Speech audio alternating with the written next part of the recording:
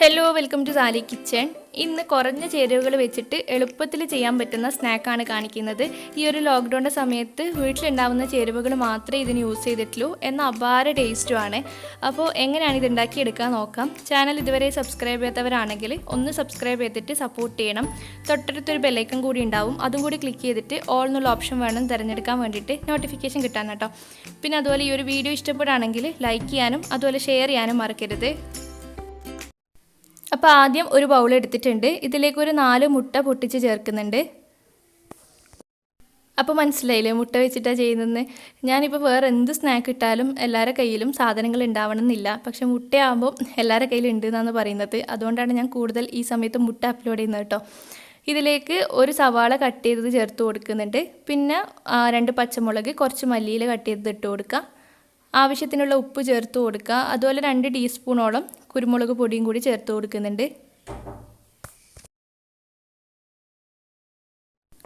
എന്നിട്ട് എല്ലാം കൂടിയിട്ട് നന്നായിട്ടൊന്ന് മിക്സ് ചെയ്തെടുക്കുക. ഞാൻ ഇതുപോലത്തെ ഒരു വിസ്ക് വെച്ചിട്ടാണ് മിക്സ് ചെയ്യുന്നത്. ഇപ്പം എളുപ്പത്തിന് വേണ്ടിയിട്ട് മുട്ട മാത്രം ആദ്യം ഒന്ന് മിക്സിയിൽ അടിച്ചിട്ട് പിന്നെ ഉള്ളിയും പച്ചമുളകും മല്ലിയിലയൊക്കെ ചേർത്തിട്ട് മിക്സ് ചെയ്തെടുത്താലും മതി. അപ്പോൾ ഇതുപോലെ മിക്സ് ചെയ്തെടുത്ത് കഴിഞ്ഞ് കഴിഞ്ഞാൽ നമുക്കിത് ഒന്ന് സ്റ്റീം ചെയ്യാനുള്ള ഒരു പ്ലേറ്റിലേക്ക് മാറ്റുന്നുണ്ട്. ഞാൻ ഇതുപോലത്തെ ഒരു സ്റ്റീലിൻ്റെ പ്ലേറ്റാണ് എടുത്തിട്ടുള്ളത്. താഴ്ഭാഗത്ത് ഓയിലൊന്ന് തടവി കൊടുത്തിട്ടുണ്ട്. ഇതുപോലത്തെ പ്ലേറ്റ് അല്ലെങ്കിൽ നിങ്ങൾക്ക് ഈസി ആയിട്ട് സോസ് പാനിൽ ചെയ്യാം. അപ്പോൾ സ്റ്റീം ചെയ്യേണ്ട ആവശ്യമൊന്നുമില്ല. ഡയറക്റ്റ് സോസ് പാൻ അടുപ്പത്ത് വെച്ചിട്ട് സാധാരണ നമ്മൾ പോള ഉണ്ടാക്കുന്ന പോലെയൊക്കെ ചെയ്തെടുക്കാം.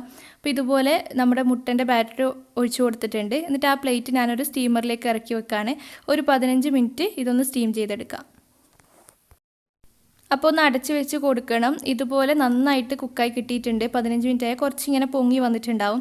എന്നിട്ട് നന്നായിട്ട് ചൂടാറാൻ വേണ്ടി നിൽക്കുക. അതിന് ശേഷം പ്ലേറ്റിൽ നിന്ന് ഇതുപോലെ കത്തി സൈഡിലോട്ട് ഒന്ന് വിടിയിച്ചെടുത്തതിന് ശേഷം പ്ലേറ്റ് ഒന്ന് ഫ്ലിപ്പ് ചെയ്ത് കൊടുത്താൽ മതി. ഈസി ആയിട്ട് വന്നോളും. നല്ല ഷേപ്പായിട്ട് കിട്ടുക സോസ് പാനിൽ ചെയ്യുമ്പോൾ കേട്ടോ. സ്റ്റീം ചെയ്യുമ്പോൾ അത്ര പെർഫെക്റ്റ് ഷേപ്പായിട്ട് കിട്ടുന്നില്ല. സോസ് പാനിൽ ചെയ്യുമ്പോൾ അതേ ആ ഒരു കറക്റ്റ് ഷേപ്പ് തന്നെ കിട്ടും. നമ്മൾ ഈ ഒരു രീതിയിൽ ഇതൊന്ന് കട്ട് ചെയ്തെടുക്കുന്നുണ്ട്. അപ്പം നിങ്ങൾക്ക് ചെറിയ ചെറിയ സ്ക്വയർ ആയിട്ടാണെങ്കിൽ അങ്ങനെ കട്ട് ചെയ്യാം. ഞാനിതുപോലെ ഫിംഗറിൻ്റെ ഷേപ്പായിട്ടാണ് കട്ട് ചെയ്തെടുക്കുന്നത്. ഇതേപോലെ.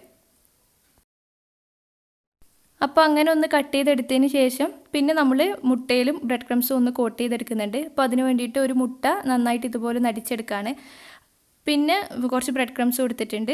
ആദ്യം മുട്ടയിലൊന്ന് ഇട്ട് കൊടുക്കുക. പിന്നെ ബ്രെഡ് ക്രംസ് വെച്ചിട്ട് ഫുള്ളായിട്ടൊന്ന് കവർ ചെയ്തെടുക്കുന്നുണ്ട്.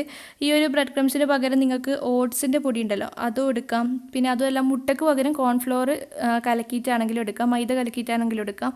മുട്ട തന്നെ എടുക്കണമെന്നൊന്നുമില്ല. ഇപ്പോൾ ഒരു പ്ലേറ്റിൽ വെച്ചിട്ട് ചെയ്യുകയാണെങ്കിൽ ഒരു സമയം 3-4 എണ്ണം നമുക്ക് ഇതുപോലെ ഇട്ടിട്ട് പെട്ടെന്ന് അങ്ങ് പണി തീർക്കാം. അപ്പോൾ ഇതുപോലെ കോട്ട് ചെയ്തെടുത്തിട്ടുണ്ട്. കംപ്ലീറ്റ് നന്നായിട്ടൊന്ന് കോട്ട് ചെയ്തെടുക്കാൻ നോക്കുക. കൈ വെച്ചിട്ട് നന്നായിട്ടൊന്ന് പ്രസ് ചെയ്യുകയും കൂടി ചെയ്യണം. എല്ലാം അങ്ങനെ ചെയ്തെടുത്തതിന് ശേഷം നമുക്ക് ഫ്രൈ ചെയ്തെടുക്കാം. അപ്പോൾ അതിന് വേണ്ടിയിട്ട് ഒരു ചീനച്ചട്ടിയിൽ അത്യാവശ്യം ഓയിൽ ഒഴിച്ചിട്ട് ചൂടാക്കി എടുത്തിട്ടുണ്ട്. ഓരോ ഫിംഗറായിട്ട് അങ്ങ് ഇട്ട് കൊടുക്കുക. ഒരു ഭാഗം ഒന്ന് കുക്കായി തുടങ്ങുമ്പോൾ മാത്രം മറിച്ചിട്ട് കൊടുത്താൽ മതി. നല്ല ക്രിസ്പി ആയിട്ട് പെട്ടെന്ന് തന്നെ ഫ്രൈ ആയി കിട്ടും. ഒരു മീഡിയം ടു ലോയിൽ വെച്ചിട്ട് ഫ്രൈ ചെയ്തെടുക്കാം. ഞാൻ 2 ദിവസം മുന്നേ മുട്ട വെച്ചിട്ട് 3 സ്നാക്സ് ഒന്നിച്ചുള്ളൊരു വീഡിയോ ചെയ്തിട്ടുണ്ടായിരുന്നു. അപ്പോൾ അതിൽ ഇതുപോലത്തെ ഒരു സ്നാക്ക് ഉണ്ടായിരുന്നു. ഇതുപോലെയല്ല, കുറച്ച് ഡിഫറെൻ്റ് ആണ്. അപ്പോൾ അത് ഞാൻ വേവിച്ചെടുത്തത് സോസ് പാനിലാണ്, ഇതുപോലെ സ്റ്റീമറിലല്ല. അപ്പോൾ അതിൻ്റെ ആ ഒരു ഷേപ്പ് വ്യത്യാസം നിങ്ങൾക്ക് ആ വീഡിയോ കണ്ടവർക്ക് മനസ്സിലാവും. അത് ഇതുവരെ കാണാത്തവരുണ്ടെങ്കിൽ ഡിസ്ക്രിപ്ഷൻ ബോക്സിൽ ലിങ്ക് കൊടുക്കാം. ഇതിൽ ഒരു ബാച്ച് റെഡി ആയിട്ടുണ്ട്, അങ്ങ് മാറ്റാണ്. ഇതുപോലെ തന്നെ എല്ലാം ഫ്രൈ ചെയ്തെടുക്കാം.